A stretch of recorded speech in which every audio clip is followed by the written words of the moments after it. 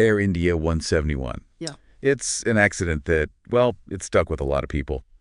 So much tragedy and, for a long time, just mystery. Mm-hmm. But what if I told you there's new information? Stuff that really flips our understanding of what actually happened, but maybe leaves us with an even bigger puzzle. That's exactly what we're diving into today. We've got some recent analysis, some new evidence that honestly brings surprising clarity to the what happened part. Okay. But yeah, it kind of sends us right back to square one on the why. It's pretty fascinating how things can shift like that. Right. So let's set the scene first. After the crash, what were the main ideas floating around? The initial theories? Well, there were basically three main lines of thought. First, maybe a dual engine failure. Okay. Like birds or bad fuel, maybe? Exactly. Those were the sub-theories. Bird strike, fuel contamination, something taking out both engines. Then theory two was maybe the pilots didn't have the flaps set correctly for takeoff. So the plane just couldn't climb properly. Right. And the third one, which, seemed pretty plausible at the time. This was the handle mix-up. Yeah. The idea was, after rotation, nose lifts off, pilot asks for gear up, but the other pilot grabs the flap handle by mistake, retracts the flaps way too soon. And that gained traction because... Well, mainly because the landing gear was seen down the whole time in the videos we had, and there was no obvious engine stuff, No fire, no smoke, no sparks. So visually it didn't scream engine failure. Not at all. So that flap retraction theory, it made a certain kind of sense. It fit some of the initial observations. Okay, but that's where this new video comes in and changes things. You're saying a better video surfaced. A much better video. See, the one everyone saw on the news, turns out it was literally a video of a video playing on a screen. So the quality was terrible. Awful. Visually, audibly, just degraded. This new one seems to be the original, probably from a phone. It's much sharper. Still a bit grainy, maybe, but clear enough. And this clearer view showed something completely missed before. Totally. A complete game changer. It showed evidence of the RAT deploying. The RAT. Okay, what exactly is a RAT? RA stands for Ram Air Turbine. Picture a little two-bladed propeller. It kind of looks like a tiny outboard motor, like an Evinrude motor or something. All right. It's usually tucked away behind a little door, just behind the wing on the right side of the plane. And its job is? Emergency power. Basically, if everything else goes wrong, this thing drops out into the airflow, spins like crazy, and generates emergency electrical and hydraulic pressure. It's a last resort. A critical backup. So Sure. On a modern plane like the 787, what makes it deploy? Does it happen automatically? Yep. Automatic deployment on the 787 under three specific conditions. 1, a massive electrical failure. 2, a massive hydraulic failure. Or 3, a dual engine failure. Any one of those three. Boom, the RAT comes out, and that's the link. Seeing evidence of the RAT, well, that points directly to one of those major failures, and we now think it strongly indicates dual engine failure here. Okay, so how does the new video confirm this? What's the evidence? You said 3 or 4 confirmations? Yeah, let's break it down. First, the visual confirmation from that clearer video. What can you actually see? If you look really closely on the belly of the plane in that sharper footage, you can make out like a protrusion. It's the little door that pops open for the RAT. Okay. And just below that, there's a little gray dot visible. That's the RAT itself. Deployed, like I said, still a bit grainy, but it's there. You can see it. Concrete visual evidence. Wow. Okay, that's huge. But you mentioned audio, too. Something lost in the bad copy. Exactly. This is maybe even more compelling. The RAT makes a very, very distinctive sound. What kind of sound? It's this really high-pitched squeal.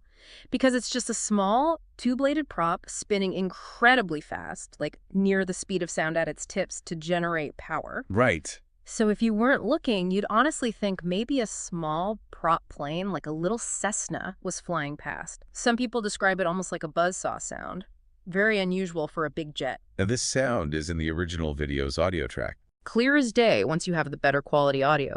And think about it, these RATs are really designed for high-altitude emergencies, right? Like 30,000 feet gives you time to glide. Yeah. They're not really meant for when you lose all power at, 400 or 500 feet right after takeoff. Hearing that sound at that point in the flight, it strongly suggests a sudden catastrophic power loss. Okay, so visual evidence, audio evidence. What's the third confirmation? You mentioned an eyewitness. Yeah, this is just incredible. There was one survivor actually walked away from the crash. One survivor. Amazing. Unbelievable, Yeah. Passenger in seat 11A, right near an emergency exit, and crucially, a few rows ahead of the wing spar. That big structural beam in the wing probably absorbed a lot of the impact near him, likely saved his life. Wow. And what did he say? His testimony was crucial. He said that just before the crash, he heard a loud bang. A bang. Yeah, a loud bang. And then the lights inside the airplane flickered. Okay, wait, you're connecting that to the RAT? Directly. That loud bang! Totally consistent with the RAT deploying. That little door bursts open, the turbine snaps into the airstream, it wouldn't be quiet, Right. and the lights flickering. As the plane switches from its primary power sources, which just failed, to the emergency power from the RAT, yeah, you'd expect the lights to flicker or dim momentarily during that handover. So his experience lines up perfectly with the RAT deploying. It's a perfect match. Visual, audio, and now eyewitness testimony, all pointing to the RAT coming out.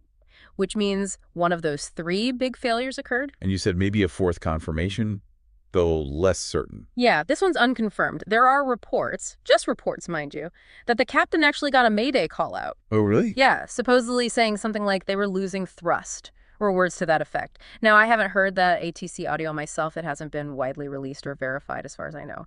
But if it's true... It would be another direct pointer to engine failure. Exactly. Losing thrust, dual engine flame out, it fits the pattern perfectly. So when you put all these pieces together, the clearer video showing the RAT, the distinctive squealing sound, the survivor's account of the bang and flickering lights, plus maybe even a Mayday call. Yeah. It really changes the picture, doesn't it? That whole theory about pulling the wrong handle, the flap retraction, Yeah. that seems much less likely now. Much, much less likely. I mean, you can't ignore this convergence of evidence. It points very strongly towards a dual engine failure as the primary event. So those initial reports, like from Aviation Herald in India, Yeah. they ruled out birds and pilot error, but they also didn't think it was dual engine failure. That's right. Their initial analysis, based on the info available then, suggested it wasn't dual engine failure. But this new evidence, especially the R8 deployment confirmation, really contradicts that conclusion. Which leads us back to the puzzle you mentioned at the start. Precisely. We've gained a huge amount of clarity on what seems to have happened right before the crash the R8 deployed, strongly indicating both engines failed. But it leaves us completely in the dark about why. Why on earth would both engines on a modern, sophisticated aircraft like a 787 just flame out right after takeoff? Are there any clues? Fuel contamination, still a possibility. It's a possibility, sure. Contaminated fuel could theoretically affect both engines, Yeah. but honestly, right now there's no solid evidence pointing that way specifically. We have, well, basically no clue whatsoever. The door is wide open. Was it fuel? Was it some incredibly rare, simultaneous mechanical failure? An external factor we haven't considered. We just don't know. And this is where the black boxes become absolutely vital. Paramount, the flight data recorder, the cockpit voice recorder. Without that data, figuring out the why here is just incredibly difficult. Speculation, really. So it's a strange situation. We've solved one mystery, what likely happened in those final moments, only to uncover a deeper, perhaps more worrying one. Yeah, you could say that. We went from confusion about the sequence of events to pretty strong evidence of a dual engine failure triggering the RAT, but that sends the core investigation, the cause, completely back to square one. It makes you think, doesn't it? A state-of-the-art plane like the 787, with all these backup systems like the RAT, designed for the worst-case scenarios. And that system kicks in just seconds after leaving the ground. It really raises profound questions.